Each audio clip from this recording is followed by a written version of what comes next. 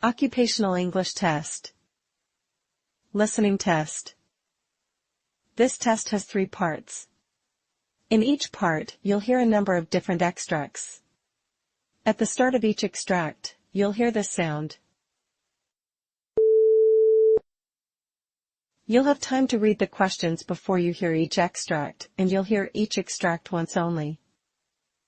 Complete your answers as you listen. At the end of the test, you'll have 2 minutes to check your answers. Part A.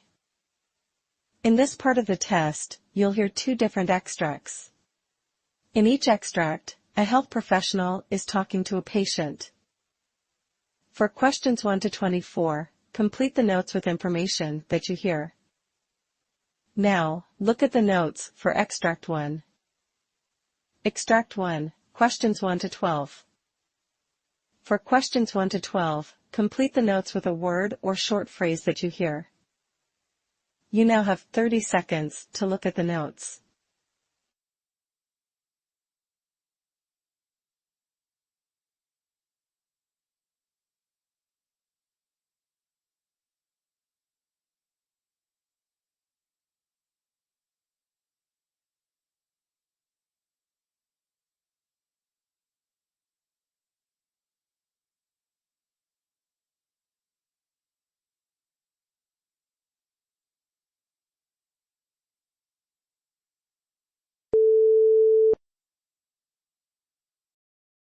Good afternoon, Miss Turner.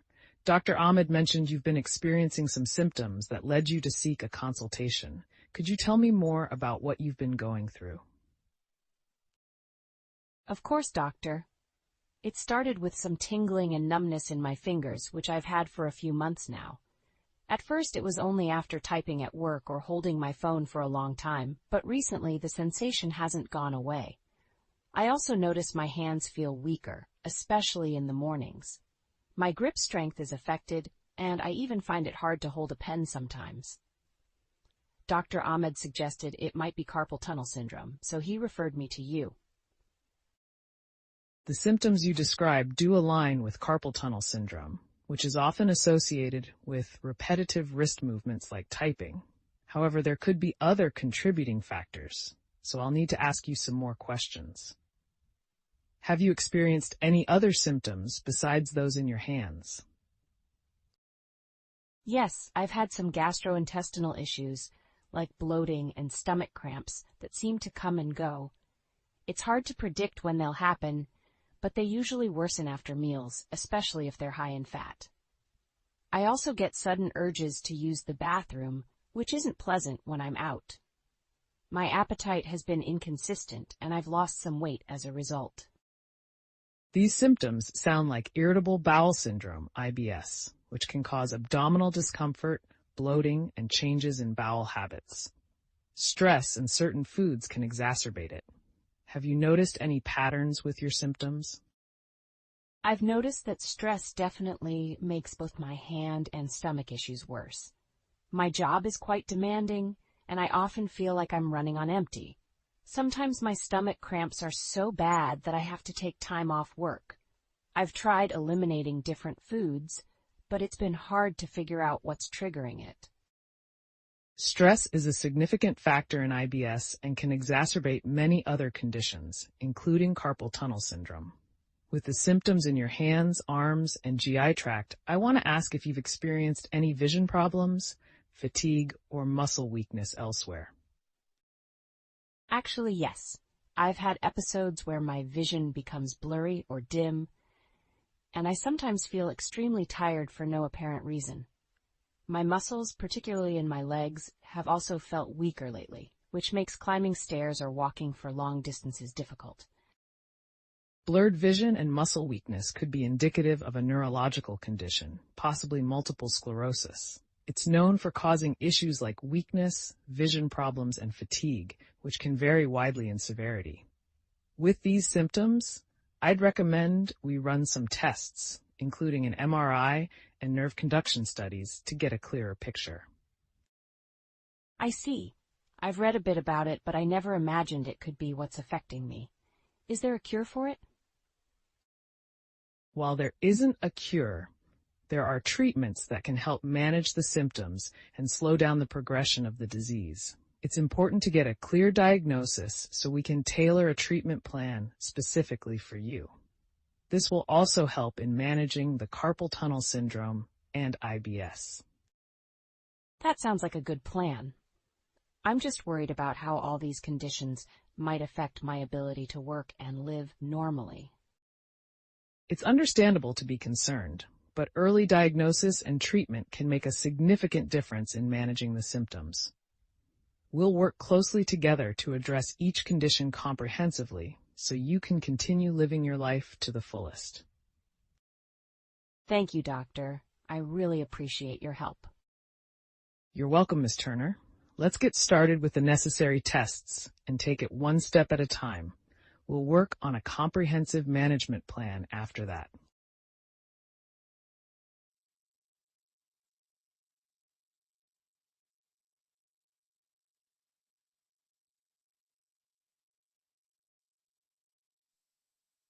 Extract 2, questions 13 to 24. For questions 13 to 24, complete the notes with a word or short phrase that you hear. You now have 30 seconds to look at the notes.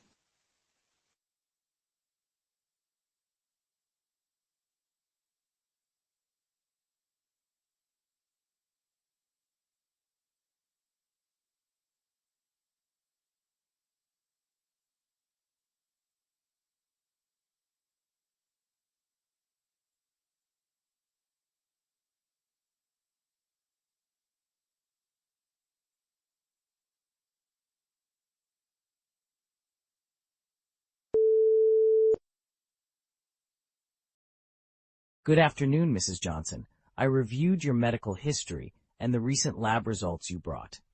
How have you been feeling since your last visit? Afternoon, Dr. Lee. I've been really struggling with my energy levels lately, and my stomach has been acting up. Sometimes after meals I get these awful cramps and they leave me feeling so weak. That sounds tough. Can you describe the cramps in more detail? When do they start after eating, and how long do they last? They usually start about half an hour after I eat. The cramps can last for hours, sometimes leaving me doubled over in pain. I also notice a lot of bloating and on occasion, some diarrhea. I see. Have you noticed any particular foods that trigger these symptoms more than others? I've noticed bread and pasta seem to make things worse.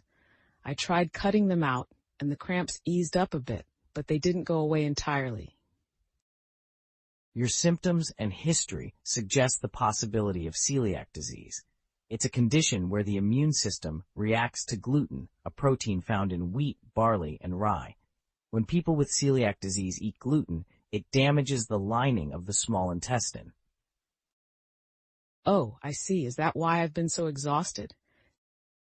Yes, it could be. The damage to the small intestine can affect the absorption of nutrients, leading to deficiencies and symptoms like fatigue. I'd like to confirm the diagnosis through blood tests and possibly a biopsy of the small intestine. That makes sense. I'm worried about how to manage the disease if it's confirmed. Does it mean I'll never be able to eat bread or pasta again? If the tests confirm celiac disease, the main treatment is a strict gluten-free diet. There are many gluten-free alternatives available now, so you can still enjoy a variety of foods. We would also refer you to a dietitian to help you with meal planning. That would be helpful. Are there any other conditions related to this that I should be aware of? Sometimes people with celiac disease also have other autoimmune conditions, like type 1 diabetes or thyroid disorders. We will need to monitor your health to catch any complications early. How about your thyroid? Have you noticed any changes in your weight, hair, or skin? I have had some hair loss recently, and my skin has been really dry. My weight has stayed the same, though.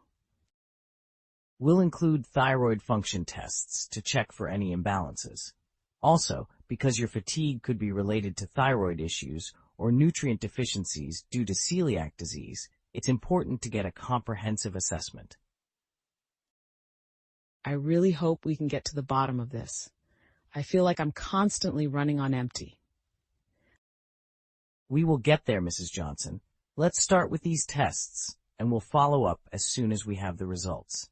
In the meantime, try to stick to the gluten-free diet as much as possible and keep a food diary to track your symptoms. Thank you, Dr. Lee. I feel a bit more hopeful now. You're welcome. I'm here to help, and we'll work together to improve your health.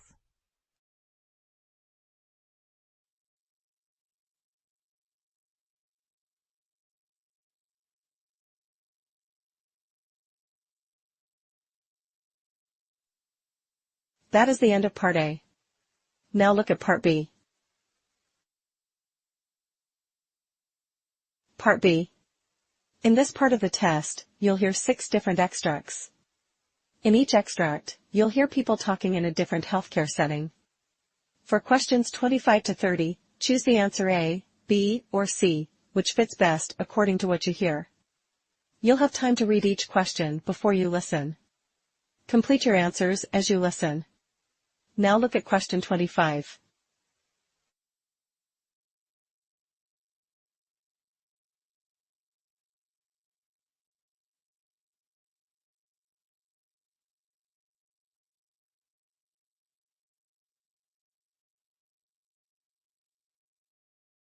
Good afternoon, Nurse Parker. My name is Jonathan Miller, and I was recently diagnosed with type 2 diabetes. Good afternoon, Mr. Miller. I understand that can be a lot to take in. I'm here to help you navigate this. Thank you. My doctor mentioned lifestyle changes and medications, but I have some questions. Of course. Let's start with your medications. Are you comfortable with your prescription? Yes, but I'm unsure about the timing. Should I take them before or after meals? It's generally best to take them before meals to help control blood sugar levels, but please follow your physician's specific instructions. Got it. What about diet? I know I need to cut back on sugar, but what else? A balanced diet is crucial. Focus on whole grains, lean proteins, and plenty of vegetables. Try to avoid processed foods and refined sugars. I'll need to get used to this new routine. It can be challenging at first, but we're here to support you. Have you considered meeting with a dietitian? Not yet, but I think it's a good idea. I'll arrange for one to reach out to you. They'll provide personalized guidance based on your preferences and health needs. That sounds helpful. Thank you for your assistance. Anytime, Mr. Miller. We're here to ensure you're on the right track.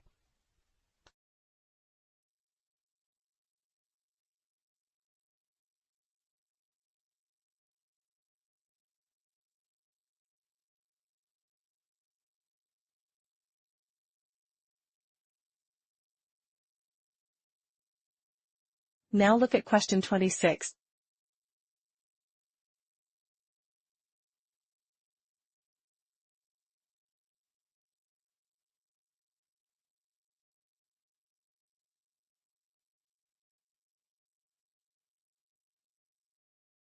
Hello, Nurse Martinez. I'm Oliver Benson, and I need some information about vaccinations for my upcoming trip. Hello, Mr. Benson. Where will you be traveling to? I'm going to visit several countries in Southeast Asia. In that case, you'll need to ensure your routine immunizations are up to date, and you may require additional vaccines depending on specific locations. I believe I'm up to date on my routine shots, but I'm not sure about the others. For travel to Southeast Asia, we typically recommend vaccines for hepatitis A, typhoid, and Japanese encephalitis, depending on the specific areas you'll visit. I'll be spending time in rural areas, so I assume it's best to be cautious. Absolutely. It's also advisable to take antimalarial medication if you're visiting regions where malaria is prevalent. I'll speak with my doctor about that. What else should I be aware of? Make sure to drink bottled water, avoid raw or undercooked food, and use insect repellent to minimize the risk of mosquito-borne diseases. That makes sense. Do I need any boosters? If it's been more than 10 years since your last tetanus booster, I'd recommend getting one before you travel. I'll check my records and follow up with my doctor. Great. Safe travels, Mr. Benson. Thanks for the advice, Nurse Martinez.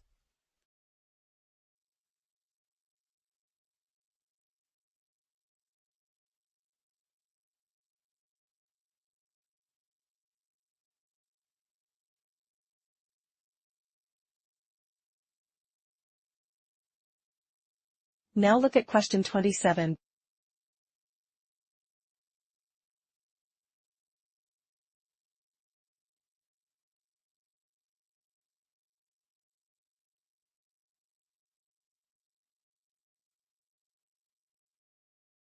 I've noticed more patients and families are asking about hospice care earlier in their treatment. Yes, it's an encouraging shift. It means they're becoming more aware of the importance of end-of-life planning. It's important to provide them with compassionate support and clear information about their options. Absolutely. Hospice care focuses on improving the quality of life for patients facing terminal illnesses, which can significantly ease the burden on their loved ones. I often hear people confusing hospice with giving up. Unfortunately, that's a common misconception. But hospice care is not about giving up. It's about ensuring comfort and dignity for patients when curative treatment is no longer beneficial. I think there's still a stigma attached to it, and we need to help break that down. Education is crucial.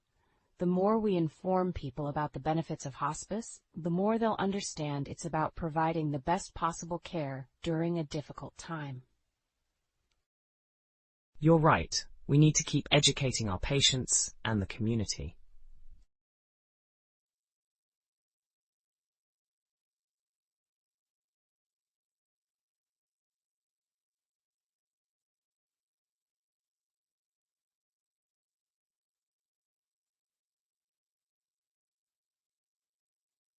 Now look at question 28.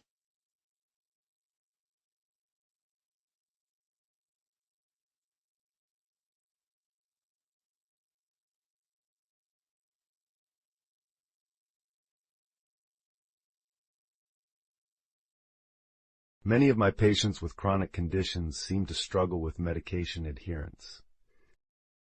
That's a common challenge. There are many factors that can make it difficult for patients to stay consistent.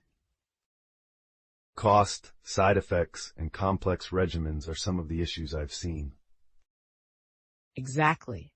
And sometimes it's simply a lack of understanding about the importance of the medication. I've tried simplifying instructions, but it doesn't always work. Sometimes patients need more direct support. Counseling sessions can help, as can mobile reminders or pill organizers. I also think we need to have more conversations with patients about their concerns. Agreed. Listening to their experiences helps us address the barriers they face. Yes, especially if the barriers are emotional or based on misinformation. It all comes down to personalized care. We have to meet patients where they are and provide the support they need. That's true. It's a continuous learning process, but it's worth it to improve their health outcomes.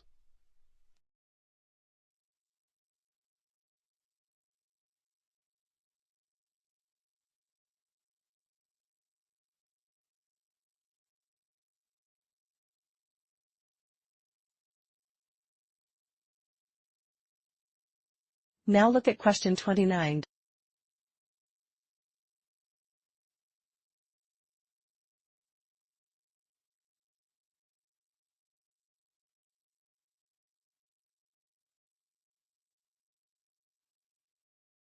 Let's discuss young Liam Carter. He's a 10-year-old boy who was admitted last night for a severe asthma attack. Severe? What was the severity on the scale? His peak flow was below 50% of his personal best, which puts him in the red zone of asthma severity. That's concerning. What treatment was given in the ER? He received nebulized albuterol, followed by systemic corticosteroids to reduce inflammation. Oxygen therapy was also administered to maintain his saturation. How has he been responding? He's shown significant improvement. His breathing has stabilized, and his peak flow is now above 70%. What about his medications? Is there a need to modify his asthma action plan? Yes, the pulmonologist recommends increasing the dosage of his inhaled corticosteroids and adding a leukotriene modifier. And any education for the family? Definitely. They'll need training on how to use the inhalers correctly and understand how to adjust medications based on symptoms. We should also discuss avoiding potential asthma triggers.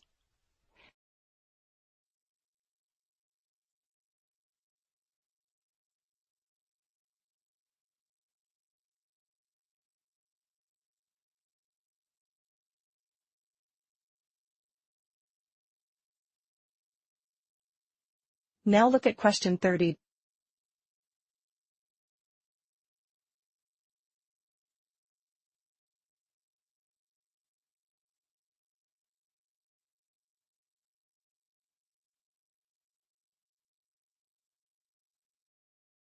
Mr. Henry Clark is a 72-year-old male with chronic lower back pain, possibly due to degenerative disc disease.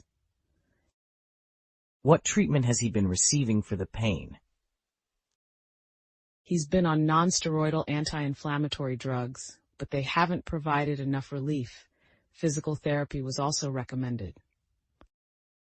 Is surgery being considered?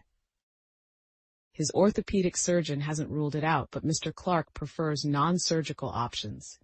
We're trying to manage his pain conservatively. Have alternative therapies been explored? Yes, he's been introduced to acupuncture and aquatic therapy. He's also open to mindfulness-based stress reduction for pain management. What about medications? His pain specialist is considering a trial of nerve blocks to help localize and treat the source of his pain. And any lifestyle modifications? He's been encouraged to incorporate regular, low-impact exercises and maintain a healthy weight. We're providing nutritional guidance to support these changes.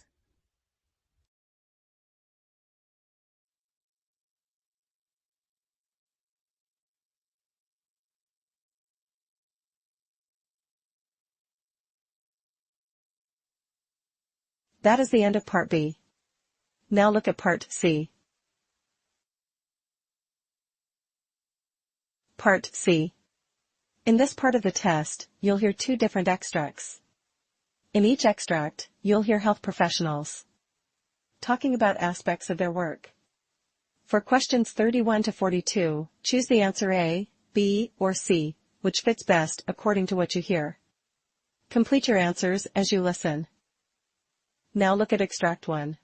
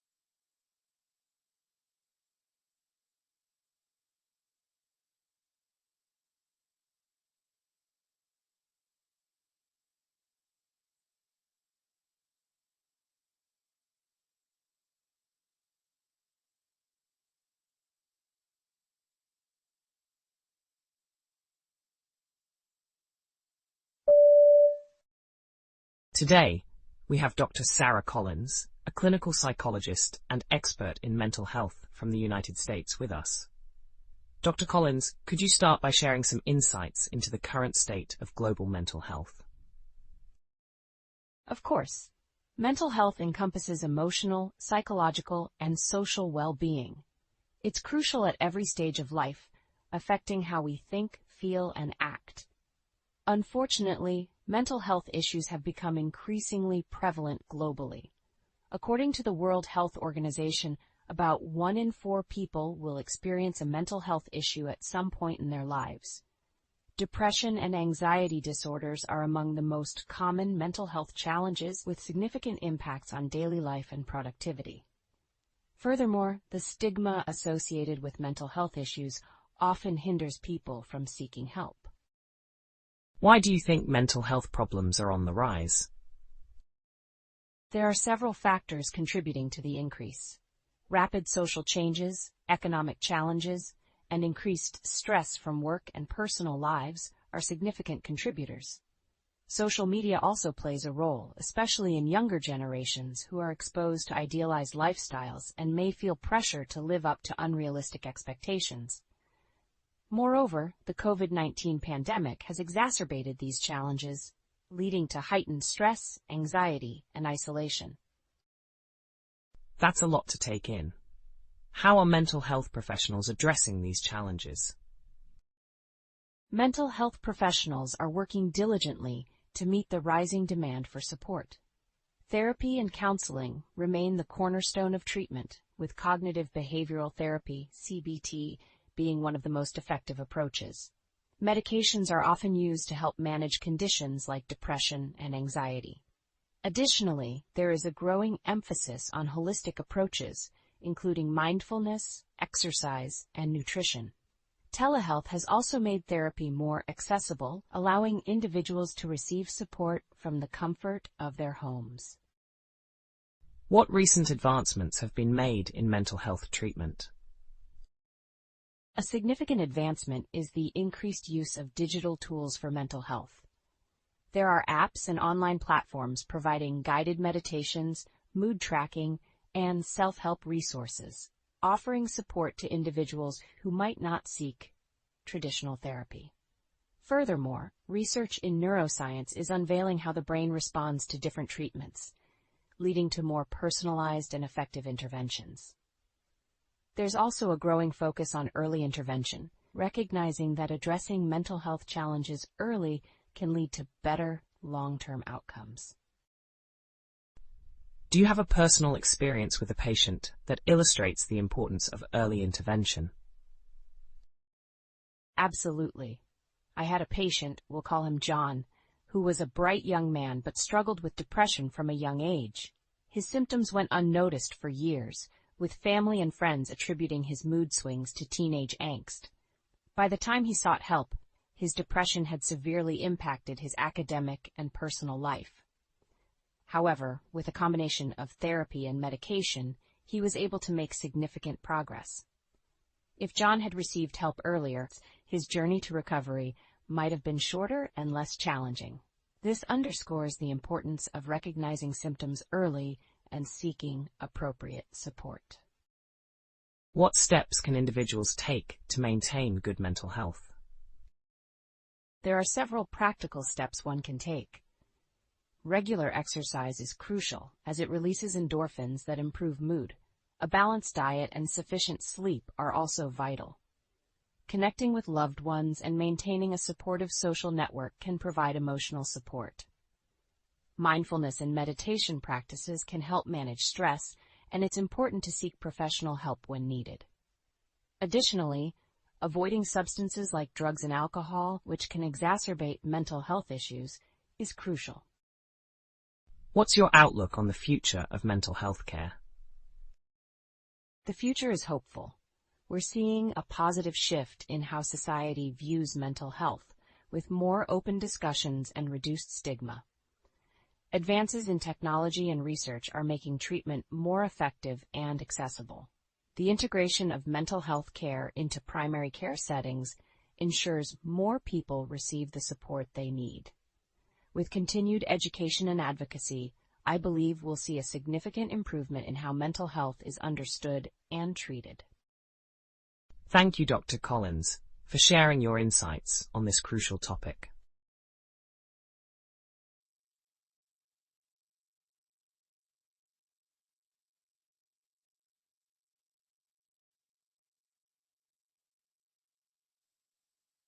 Now look at Extract 2. Extract 2, questions 37 to 42. You now have 90 seconds to read questions 37 to 42.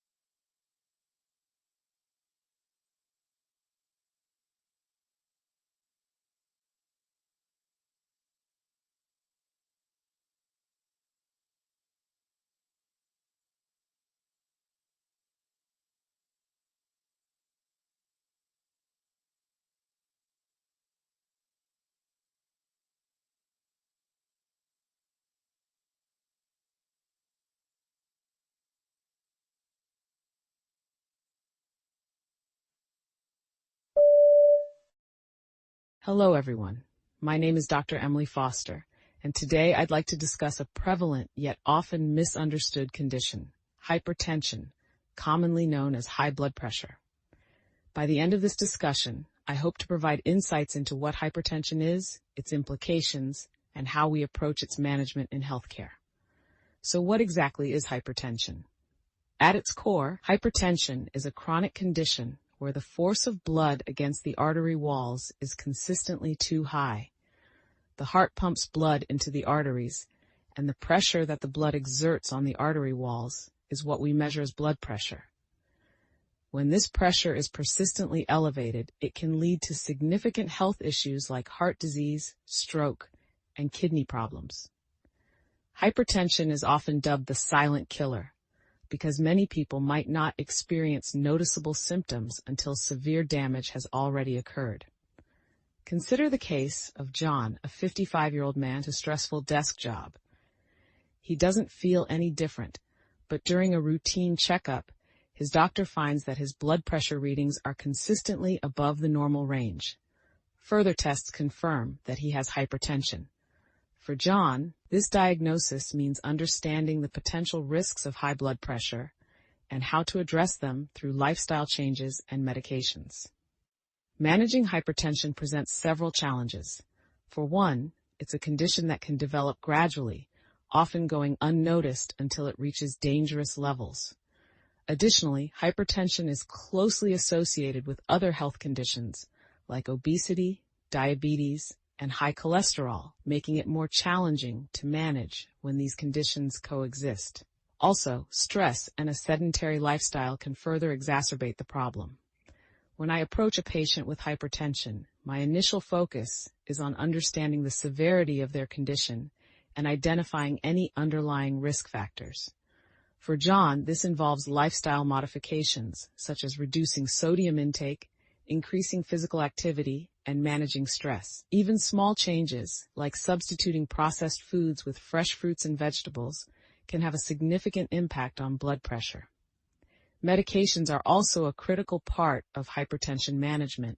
Many patients will require medications to help lower blood pressure, such as ACE inhibitors, diuretics, or beta blockers. The right combination of medications depends on individual health factors, and regular monitoring is essential to ensure effectiveness and minimize side effects. However, patient education is crucial in managing hypertension. It's not just about taking medication.